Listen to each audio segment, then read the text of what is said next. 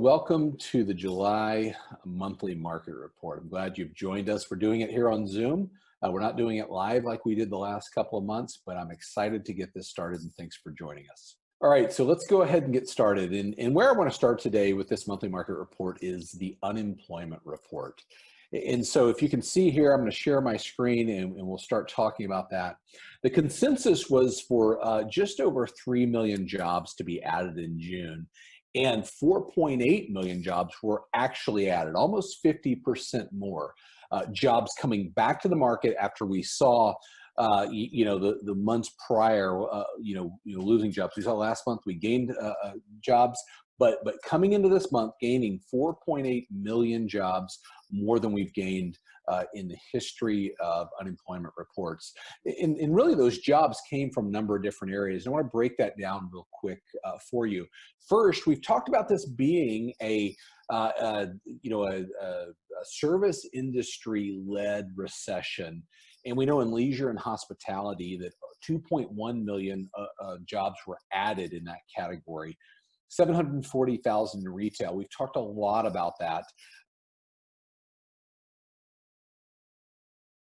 You will, of feeling comfortable to going out and shopping, and we're seeing those jobs coming back. And you can see down the line here, education and health services, doctors' offices, things like that, manufacturing, professional services, many jobs coming back where they had been temporary unemployment situations, and as they could come back safely, they were able to. And as the Bureau of Labor Statistics reported it, we ended up in June with 11.1% unemployment. And the story really here is that unemployment went up in March and April and has come down in May and June. And certainly we want to see that trend continue in unemployment. More and more people going back to work as they can go back safely and get back to the work that they do. As we break down this 11.1% unemployment, it's important to remember that, as 11.1% of the people are unemployed, that still means 88.9, almost 89% of those out there in the world are employed. 9 out of 10 almost that have a job and can transact and do things. Probably one of the biggest shifts in this unemployment report is the number of people that are now reporting this is a permanent unemployment versus temporary, reflective certainly of businesses that are saying, hey, this is going to affect us more than what we thought originally, and we're seeing that number grow there. And I think the Wall Street Journal summed this up probably best when they say U.S. job growth surged last month, underscoring the economy's capacity for a quick rebound. If businesses continue to reopen, consumers regain confidence. They go on to say a recent coronavirus spike, however, could undermine trends captured in the latest jobs report. So we're seeing the economy come back with this quick rebound that they talk about in the Wall Street Journal. As businesses continue safely to reopen, consumers regain confidence in getting back out and doing things that they were used to doing. Now, there's that footnote they add there to say, hey, things that are happening recently with the coronavirus spike could undermine the trends captured in the latest job report, meaning what effect is this recent surge in the coronavirus going to have on the economy? And we're going to stay on top of that and continue to watch that.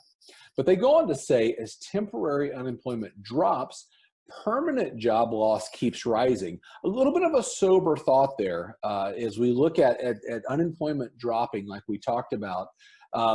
Permanent job loss is rising. And we've referenced before a core unemployment rate, which subtracts temporary layoffs and adds unemployed who didn't search for a job recently. And that number jumped to 5.9% in June from 5% in May, according to Indeed economist Jed Kolko. So we've talked about this before, core unemployment, and if we look at that graphically, this is what that looks like. So as we see the unemployment, the overall unemployment rate falling right now, core unemployment has grown from May to June and certainly from April to May. Now, we're going to continue to watch this. If you want to compare that back to April 2010 here on the left in the orange color, we know we're at about half of where core unemployment was back then.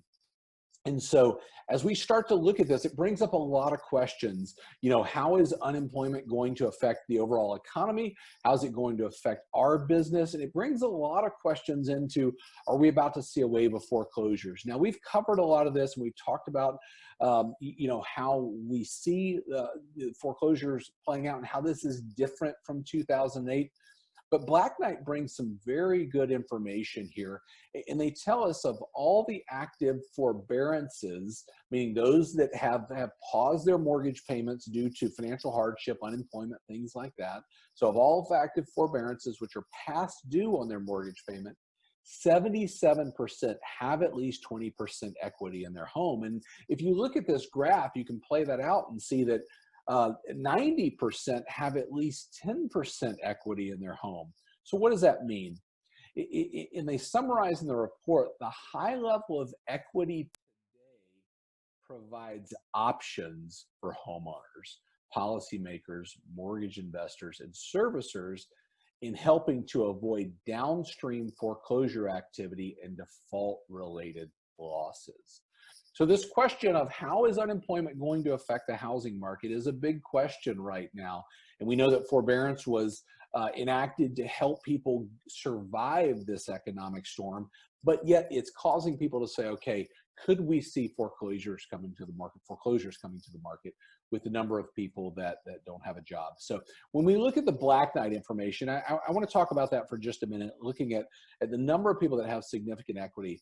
And think about it, if you had a $400,000 home and you were in a situation where you couldn't make the payment and you had 20% equity in that home, that's $80,000. You would go out and sell that home before you'd allow it to go into foreclosure. And I think applying that common sense to that equation is what we have to do today and back it up by the data.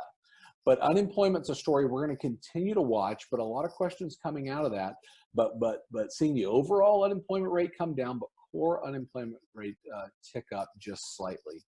And it causes concern and fear in the minds of the people that we serve.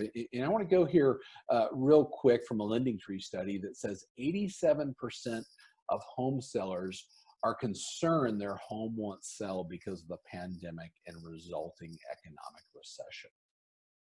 So that's a big number. A lot of home sellers saying, you know what, I'm concerned about what's going on out there and afraid my home won't sell. And yet 372,000 homes were sold in the US last month.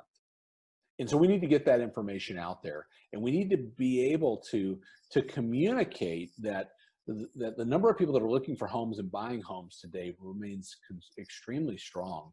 And Mark Fleming at First American sums it up best this way. And he says, as we navigate the unprecedented impact of COVID-19, home is taken added significance, and there are signs that home ownership remains one of the main tenets of the American dream. And so, what do we know there? We know that people are coming and saying, hey, there are different things that we want in a home, and we're going to talk about that in just a little bit. And it's one of the main tenets of the American dream. And people continue, even if we look at showing time, continue to get back out there and look at homes, whether in person, virtually, depending on where they're at. And as we saw this spike up in the months after we bottomed out in April, this continuation of showings and people saying, hey, we want to go out there and we want to look for a home. As we go further into this, showing time says year over year, the change in buyer viewer appointments has grown by 21.4% nationally. And you can see across each one of the regions, we see growth in showings. NAR came out with a new study as well that really looks at several different things to say, how does the housing market look relative to recovery? And so they break down four things: demand, supply, price, and time on the market, and have added to that a factor to create a baseline and say, okay, how are we doing overall to the recovery? And you can see as we bottomed out in March and then started to come back there in late April and May, not getting quite back up to that baseline of 100, but heading that right direction in an overall housing market recovery. So what do we see? We see the housing market starting to recover. We know people are going out looking at homes. And then even as we add in Zillow's information here, that newly pending sales are up 18.8% month over month, and listings taken are up 5.2% month over month.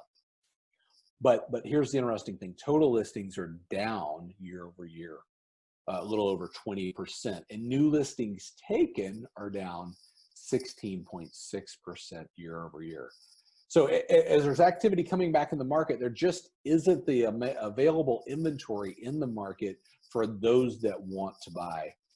And I think this graph does a good job of summarizing that. It's a year over year change in listings. And you can see as new listings continue to grow, total listings are decreasing, meaning as soon as they come to the market, they're being purchased. A sign of the demand that's in the market right now. We've talked a lot about supply and demand and how that's working in the market, but those that are coming out saying, hey, the reasons we had for moving, the reasons we had for buying a new home have not changed. And they're going out and they're buying the listings that are coming to market. Matter of fact, listings, this comes from the Z report, inventory as a percentage of households is half the long run average. So the long-term average is 2.4%, and we sit right now at 1.2%, an all-time low of the number of listings as compared to the number of households. All of this comes together in a supply and demand question and saying, okay, what is this going to do to home prices as we go forward? And I think as we look at what experts are saying right now, we have a look at 6 experts here that are saying, okay, as we look forward, what's going to happen with pricing of homes this year? And you can see here that the home price expectation survey says we'll see a slight decline there. The 5 others say we will see appreciation. And then if we look at those, 3 of those 5 say we'll see over 3% appreciation this year. And then as we go into 2021 and 2022, we see appreciation across both of those years. And so really, this is being driven by supply, inventory, and demand on the other side, the number of people coming out that want to buy homes. And I think this is summed up very well by Ivy Zellman in their broker report. She says the severity of inventory tightness should remain a relative benefit to home prices, so that upward pressure on pricing, but it's also a risk factor to the degree of rebound in unit sales going forward. So inventory literally being the lid of what we can go out and effectively rebound in the housing market because there aren't the available number of homes to sell there. So we know that supply, that lack of supply is keeping upward pressure on prices. If we look at this, as we look at demand, High Frequency came out and said this: the housing market is likely benefiting from low mortgage rates, stronger demand for larger spaces as more and more people work from home and desire to move away from crowded cities to avoid exposure to the coronavirus. So we know supply and where that's at and the upward pressure. We know demand, we're benefiting from lower mortgage rates, where literally people can go out today and say, hey, based on where mortgage rates are at, we can now afford a home that we couldn't afford before, or we can afford more of a home, and things are more important to us today that maybe weren't important 3 or 4 months ago relative to where we live. And so as we look at pricing, we look at the supply and demand across this country. We're in an undersupply situation currently right now. And then we know that demand is being spurred on by low interest rates. But I want to talk a minute about kind of this trend, and Realtor Magazine talked about it, of what people are saying is important to them now in a home, given the pandemic and given the last several months that we've experienced. And they say this: nearly 30% of the respondents they surveyed here living in a high density urban area say that the pandemic is prompting them to want to move by the end of the year. This is more than double the rate of those living in rural parts of the country, where residents are much more likely to stay put rather than to relocate.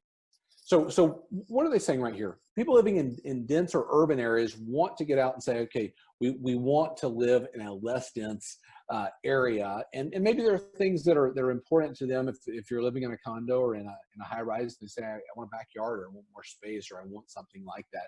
We're seeing that reflective in the surveys that are coming back. Matter of fact, buyers are showing greater desire for these non-urban properties, in rural areas are leading the way as compared to suburban and urban. You see here that in this study, that 16% growth, year-over-year increase in views of properties in rural areas versus suburban and urban areas. That shift of, hey, this is now important to us as we look for a new home. And Danielle Hale kind of sums this up well. And she says, much like the suburbs are gaining favor with home shoppers, second home markets are seeing increased interest from luxury buyers. Suffolk County, New York, home to the Hamptons, Palm Springs and Riverside County, California, and Greenwich and Fairfield County, Connecticut, all second home markets ranked among the top 5 markets with the largest increase in listing view growth in May. Views of luxury properties accelerated 56% in the Hamptons, 28% in Palm Springs, and 24% in Greenwich compared to the January trends. So we know that people are looking outside of the area that they're living, and in this case, the luxury markets are leading the way there for people that say there are things that are now more important to us in the place that we live. And I think this overall trend is continuing. It's backed up by a Zillow report that was released that says, since the pandemic altered what buyers value in their homes, builders are predicting how future homes will change as a result and what people want most moving forward. As people spend more time during the pandemic, buyers are realizing which features of their home are working and not working. Saying this worked before for us, living in a small place or living in this type of way worked for us, but now it doesn't. They also said home builders predict open concept floor plans will be a thing of the past, as people now value more walls, doors, and overall privacy. You know, the ability to work somewhere and not be disturbed, or get on a Zoom call or get on some type of video call and not be out in the open is more important to people. And they say new construction, which offers the chance to really personalize home features, saw its listing page views grow by over 73% over last May. So we're seeing different things happen. People say that this is now important to me in the home that I'm looking for, and the needs that I have for myself, for my family, and what we need today. All as we kind of look at this, going forward into the second half of the year and what people can expect. And to that end, we are doing our next webinar on Wednesday, July 22nd at 3:30 Eastern, 12:30 Pacific, on a 2020 market forecast, what to expect in the second half of the year. So we want you to register for that and attend that. But now is really the time, as we're here at the second half of the year, to reset your goals. And I would say this: we started several months ago into this, and bringing, even the last couple of months, bringing a live monthly market report. And looking at what's happening in the market and saying, okay, we have to make a commitment to work hard as we get through this. And a lot of you, many of you on the call, got to work, and we saw this pent up demand come through. And I know many people are very, very busy given that. But I would offer this as we cross into the second half of this year, that now is the time to make another 90-day commitment, to say, okay, for July, August, and September, what do I need to do to drive my business forward? What are the things that I need to do right now so that I can get out there, I can deliver this message, and really build my 30-day plan? So a 90-day commitment and a 30-day plan, taking us through July, August, and September. We know as we look off a few months down the road, we've got probably the most contentious presidential election in our nation's history. We know that people are going to use all the information, whether it be unemployment or other things in the market, to benefit their party. Both sides will use that to say, hey, it's way better than it looks like, or it's way worse than it looks like. And here's my encouragement to you is, don't let this information today die with you. Take this information out and deliver it to the market, because just because you know it, that it's not 2008 all over again, or you know what's happening inside the market, don't assume that those that you serve know that right now. Because we're entering a time right now where there are a lot of questions, and we've gone through this first, I'm going to call it 90-day period. Now we're in this second 90-day period, and it's time to be ready to go and address those questions and be able to deliver the truth in the market. So I'm grateful that you have made the chance to listen to this monthly market report, and grateful that you're on here today. So I'll wrap on that and hope you have a great rest of this day.